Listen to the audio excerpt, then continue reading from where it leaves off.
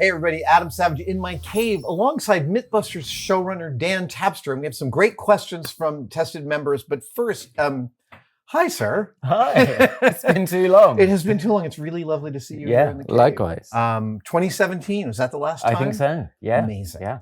I feel like we should start by actually just giving some context on what the hell a showrunner is, because it's a very common term that means different things on different mediums. Yeah, I think that's true. I think for MythBusters, it sort of meant my job was to help come up with the stories that we were doing, work with you guys to design the best way of doing them. Right. But also doing all of the other behind the scenes stuff, the health and safety, the legal, the crewing, the permits. Really, MythBusters was a massive team effort, but it was all about just keeping everyone pulling in the same direction. I also think that one of the most critical things you did was have fights on our behalf that we didn't have to have. Yeah. There were times, I mean, I do get a question a lot from people of like, what is the thing you wanted to do that Discovery wouldn't let you? And the answer is, if it was spectacular, they were great partners. They wanted us to do weird shit. Yeah. But there were times it was hard to bring their consciousness to understand what we wanted to do. Yes. I think that's the nicest way of of putting it. Yeah. And you would have to sort of go to battle on that on an almost daily, weekly basis. So sometimes I was the go-between. That is correct. I would shield you guys from quite a lot of stuff that was going on, but also know when I could push back to them and say, look, that idea is not going to fly. Well, and that shielding is actually really important, because while we were co-executive producers, there's definitely stuff that you knew would get us so riled up, right? That we're not even concentrating on the job. Yeah. So you're helping also to create a sort of a bubble that we can concentrate on production. Yeah. And that was really it. It was about making sure that everyone was focused, because the treadmill for MythBusters ran so fast that we couldn't afford any distractions for you to, suddenly be concerned about some issues that we were being presented with. The treadmill of MythBusters. I was telling you off camera that I recently had occasion to go through our canon to pull out myths related to chemistry. And frankly, after an hour of reading everything we'd ever done, I was overwhelmed by it. Yeah. I remember every single thing.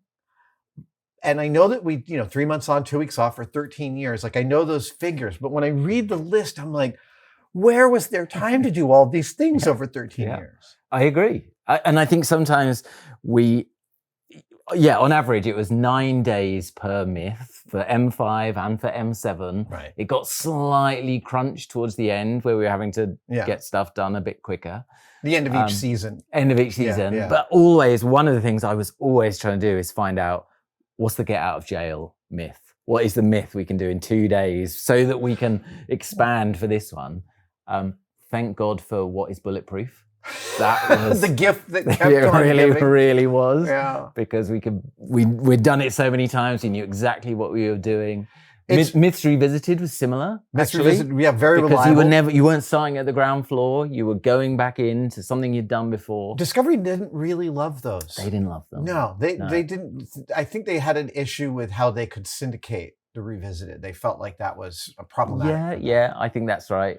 But it's like, I love telling other like reality producers that what is bulletproof. Also, every driving myth was a super fat return in footage for energy expended. Yeah.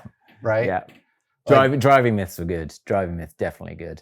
And I think the audience loved driving myths. They resonated with them, even when it was something like hypermiling, which on the surface was Tori driving as slowly as possible around California. It's so much fun to watch him and Grant get super cranky about the driving. Driving backwards in high heels. Yeah. All of that stuff was good. I mean, some of them were a bit more elaborate. One of my favorites still is Dirty Car, Clean Car. Now that wasn't, or Golf Ball Car. Oh, Golf Ball Car. Right. Yes. Dirty. Right. Oh my God. Which wasn't an easy fix to the schedule. No. But turned out to be a really, really lovely story. It is still one I get more questions about than most. Yeah. The Golf Ball Car. Yeah. And one of the questions is, did you really not shoot any coverage of the reveal? And I was like, absolutely not. As soon as we opened that trunk and saw, what was it, a 14% improvement in fuel efficiency? Anyway, sorry, we should get to some questions. Greg Stanton says, if you had the chance to restart MythBusters today, given changes to technology like AI and VR, how do you think the show might differ compared to then? Types of myths, ways to present the content, etc. Oh, that's interesting. You know, in the middle of MythBusters run, I remember we watched this video of a science communicator talking about the health and wellness of the world over 200 years. And he built a graph in front of him virtually. And we were like, oh, we got to try that. Let's totally try that. Yeah. So we were completely interested in new ways of telling the story and laying out data for the audience. Always. And who is the guy who answered the question? Oh, Sorry, Greg Stanton. Greg Stanton. You know, as Greg said, we did do a bit of VR. Mm-hmm. We did a thing with Facebook VR. We did that MacGyver explosion, you know, the postal truck. Right. We did some Shark Week stuff where we were diving around that wreck. Yeah. AI is interesting. I think if we were doing MythBusters now, I think we would probably test AI. We would totally test AI and we'd figure out some hilarious way.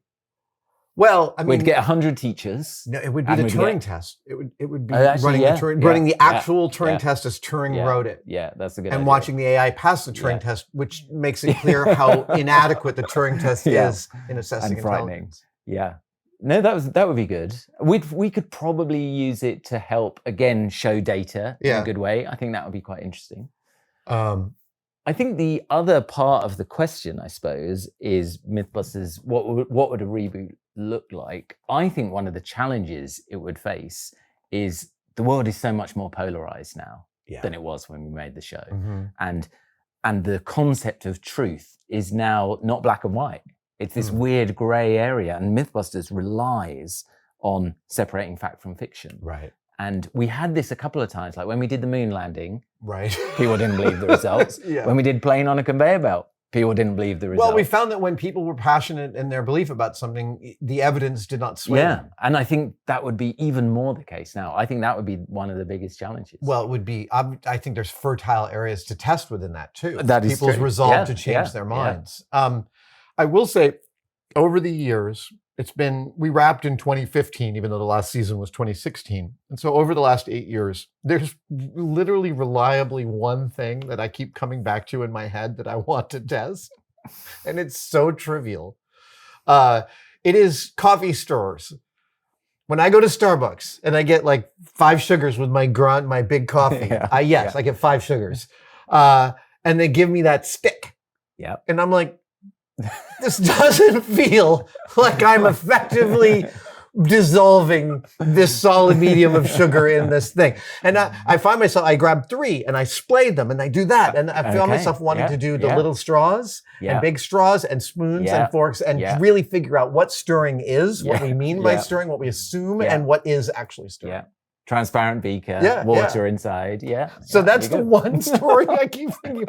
I'll tell you what technology we would be using a ton of if we were doing a show today is 3D printing and scanning, both laser scanning and photogrammetry scanning. We would be going out to locations and doing drone scanning, 3D printing our locations so we could build models. We'd be doing crap tons of that. We would. That is and that's all fantastic for storytelling.